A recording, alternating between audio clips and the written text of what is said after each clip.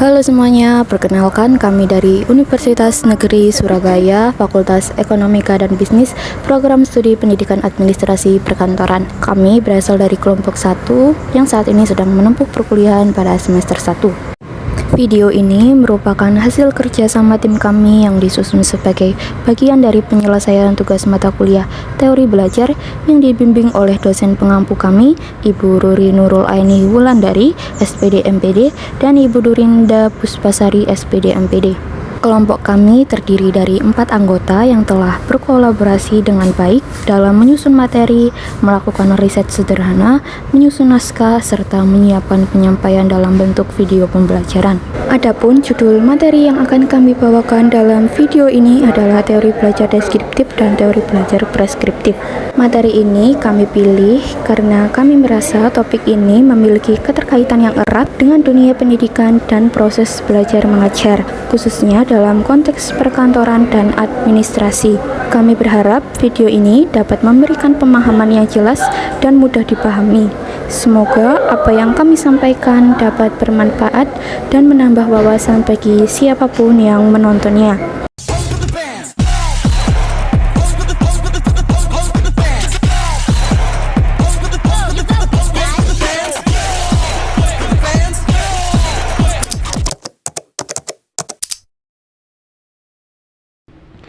Pertama, kita akan bahas tentang definisi teori belajar deskriptif. Apa sih teori belajar deskriptif itu? Teori belajar deskriptif itu adalah teori yang menjelaskan bagaimana proses belajar terjadi secara alami pada seseorang tanpa adanya aturan atau langkah tertentu.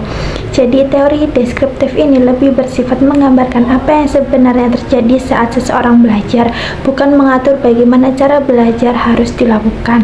Contohnya yaitu ketika kita belajar, kita itu bebas menentukan cara sendiri supaya lebih paham dengan materi. Misalnya kita bisa mencari informasi tambahan dari internet, membaca buku, atau melihat video pembelajaran. Artinya, teori belajar deskriptif itu memberikan kebebasan kepada setiap individu untuk belajar dengan cara yang paling sesuai bagi dirinya sendiri. Yang kedua, itu adalah definisi teori belajar preskriptif. Apa sih teori belajar preskriptif itu? Jadi, teori belajar preskriptif ini yaitu kebalikan dari teori belajar deskriptif. Preskriptif itu bersifat memberikan panduan dan langkah-langkah yang harus dilakukan dalam proses belajar. Tujuannya supaya kegiatan belajar lebih terarah dan hasilnya itu lebih maksimal. Contohnya, sebelum pelajaran dimulai, guru itu biasanya memberikan arahan kepada siswa, misalnya baca dulu halaman 40, nanti kita akan bahas bersama-sama di kelas. Nah, di sini ini terlihat bahwa teori preskriptif itu menekankan adanya aturan dan arahan dalam proses belajar. Jadi, kalau deskriptif itu bebas, preskriptif ini lebih terstruktur dan terarah. Nah, sekarang kita masuk ke arah perkembangannya. Jadi, teori deskriptif itu berkembang karena didukung oleh ilmu neuroscience, yaitu ilmu yang mempelajari bagaimana otak, memori, dan proses berpikir bekerja saat kita belajar. Tujuan utamanya yaitu adalah untuk menjelaskan bagaimana proses belajar terjadi secara alami dan apa yang terjadi di dalam diri seseorang ketika belajar. Fokusnya lebih ke pemahaman tentang proses belajar, bukan pada penerapan di kelas. Sementara itu, teori preskriptif merupakan pengembangan dari teori deskriptif. Artinya, hasil penelitian dari teori deskriptif kemudian diterapkan menjadi strategi pembelajaran yang nyata di kelas. Teori ini itu bersifat normatif dan aplikatif karena memberikan arahan dan panduan praktis bagi guru tentang bagaimana cara mengajar yang efektif. Fokusnya lebih pada metode dan strategi pembelajaran yang terstruktur dan terukur supaya siswa bisa mencapai hasil belajar yang optimal. Oke, setelah pembahasan tentang definisi dan perkembangan teori, kali ini saya akan menjelaskan tentang bagaimana sih teori-teori tersebut menurut pandangan para ahli dan bagaimana sih karakteristik dari kedua teori tersebut. Nah, yang pertama yaitu pandangan para ahli terhadap kedua teori tersebut. Yang pertama yaitu Brunner. Apa sih teori belajar deskriptif dan preskriptif menurut Brunner itu? Menurut Brunner sendiri, teori belajar deskriptif itu seperti menjelaskan proses belajar apa adanya. Teori preskriptif sendiri, menurut Brunner itu seperti menetapkan metode optimal untuk mencapai tujuan belajar. Yang kedua yaitu menurut C. Asribudiningsih terhadap kedua teori tersebut. yaitu seperti teori pembelajaran yang berurusan dengan metode variabel belajar agar memudahkan proses belajar. Yang ketiga yaitu menurut Regeluth, teori preskriptif itu seperti goal oriented yang memiliki arti berorientasi tujuan. Nah, untuk teori deskriptif sendiri menurut Regeluth yaitu seperti goal free yang berarti sekedar menjelaskan hasil belajar tanpa target tertentu. Kali ini saya akan menjelaskan tentang bagaimana sih karakteristik dari kedua teori tersebut. Nah, yang pertama yaitu karakteristik teori belajar deskriptif. Yang pertama yaitu menjelaskan fenomena belajar. Kedua yaitu fokus pada apa yang terjadi ketika seseorang belajar. Yang ketiga yaitu tidak memberi arahan atau tindakan. Nah, contoh ilustrasinya yaitu seperti seorang anak yang belajar berbicara dengan mendengarkan ucapan orang tuanya yang sedang mengobrol. Yang selanjutnya yaitu karakteristik dari teori belajar preskriptif. Yang pertama yaitu seperti memberi pedoman untuk proses belajar. Nah, yang kedua yaitu fokus pada apa yang sebaiknya dilakukan. Yang ketiga yaitu menekankan strategi dan metode pembelajaran. Nah, contoh ilustrasinya sendiri yaitu seperti seorang guru yang menggunakan metode diskusi agar siswa lebih memahami materi. Nah, setelah kita membahas karakteristik dari teori belajar deskriptif dan preskriptif, di sini saya akan menjelaskan perbedaan utama antara teori belajar deskriptif dan teori belajar preskriptif beserta contoh ilustrasinya. Yang pertama yaitu teori belajar deskriptif. Perbedaannya adalah menjelaskan bagaimana proses belajar terjadi. Contoh ilustrasinya, Rania baru pertama kali belajar memasak. Dia mencampurkan semua bumbu dapur yang ada sehingga rasa masakannya tidak enak untuk dimakan. Yang kedua, teori belajar preskriptif.